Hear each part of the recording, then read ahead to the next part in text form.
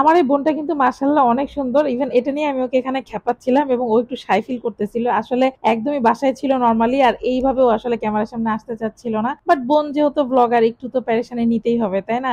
তো যাই হোক, চলে আসছি মেজো মামার বাসায়। যেহেতু আমার মামা একটু অসুস্থ, তো মামার সাথে দেখা সাক্ষাৎ করে মামার সাথে একটু গল্প গুজব করে চলে আসলাম আমার মামাতো ভাইয়ের রুমে। যদিও আমার মামাতো ভাই এখন বাসায় নেই, ও কিন্তু হচ্ছে শপে। আসলে হাসি ছাড়া তখন কেউই বাসায় ছিল না, সবাই ব্যস্ত ছিল, বাইরে ছিল। তো আমি ওয়েট করতেছিলাম, কারণ ইচ্ছা ছিল সবার সাথে দেখা করে তারপরে হচ্ছে বের হবো। আমরা কিন্তু এখান থেকে বাইরে যাওয়ার কথা। আসলে আমি নানু বাড়ি গেলেও সবাইকে অনেক বেশি প্যারা দেই। এখন আমি ওয়েট করতেছি যে সবাই আসবে, সবাইকে নিয়ে বের হবো। অ্যাকচুয়ালি সবাই একসাথে বের হতে চাচ্ছিলাম। আর এখানে দেখতে পাচ্ছেন হচ্ছে আয়াত। আয়াত হচ্ছে নাবিউলেরই মেয়ে, আর ওরাও কিন্তু 3 ভাই বোন। তবে আমাদের মতো 3 বোন না, নাবিউল বড়, বাকি 2জন হচ্ছে বোন। তো যাই হোক, ডেলাকে ফাইনালি পাইছি। ডেলা একটু পরে আসছে এবং ইনস্ট্যান্ট আমি ওকে নিয়ে বের হয়ে গেছি। দেখেন এখানে সব ব্যাটালিয়ানকে জড়ো করছি, সবাই একসাথে, মানে যে যে আছে দেখেন, সবাই তো একসাথে হওয়া পসিবল না। কজ আগে ছোট ছিলাম, একটা বিষয় ছিল আলাদা। এখন অনেকে আমরা ম্যারিড, অনেকের বাচ্চা কাচ্চা আছে, তো সবাইকে একসাথে নিয়ে যাওয়া তো সম্ভব না।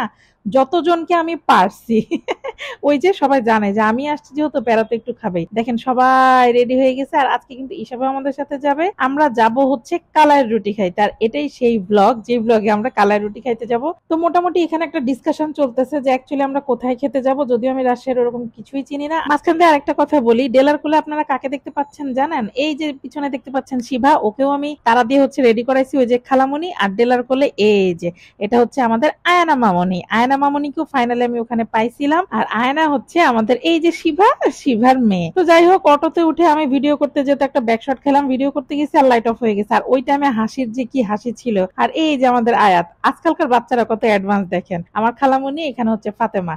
কারণ কি, আমি যখনই ক্যামেরা ধরি বাচ্চাগুলা ভাই সেরকম সাইন দেয়। আর এই যে হচ্ছে আমাদের ডেলা। ডেলা কিন্তু ভাই সেই অ্যাক্টিভ। আমার বোন বলে বলতেছি না, তবে আসলে মানুষটা অন্যরকম এবং খুবই রেসপন্সিবল। ও কিন্তু বাওয়েটের লেকচারার। তো সবকিছু মিলিয়ে যেমন ট্যালেন্টেড, ঠিক তেমনই সে অ্যাক্টিভ। ভাই মেয়ে হইলে ওর মতোই হওয়া উচিত, সত্যি কথা যেটা। এদিকে গল্প করতে করতে আমরা কিন্তু প্রায় হচ্ছে চলে আসছি। আর আমরা চলে আসছি হচ্ছে উপশহরের এই সাইডে। এদিকেই কোনো একটা জায়গায় হচ্ছে কালাই রুটি অনেক বেশি মজাদার। তো এখানে আমরা সবাই মিলে নামছি, সবাই মিলে একসাথে আজকে খাওয়া দাওয়া করবো। অ্যাকচুয়ালি কি জানেন, কালাই রুটি কিন্তু আমার অতটা পছন্দ না। আসলে একটা ট্র্যাডিশনাল জিনিস, আর একটা আমেজ আছে না যে সবাই মিলে যাবো, একসাথে খাবো, ট্র্যাডিশনাল একটা কিছু খাবো, এটাই। কিন্তু আমার যে একদম খুব প্রিয় তা না। আর আমার মাও কালাই রুটি অনেক দারুণ বানাইতে পারে।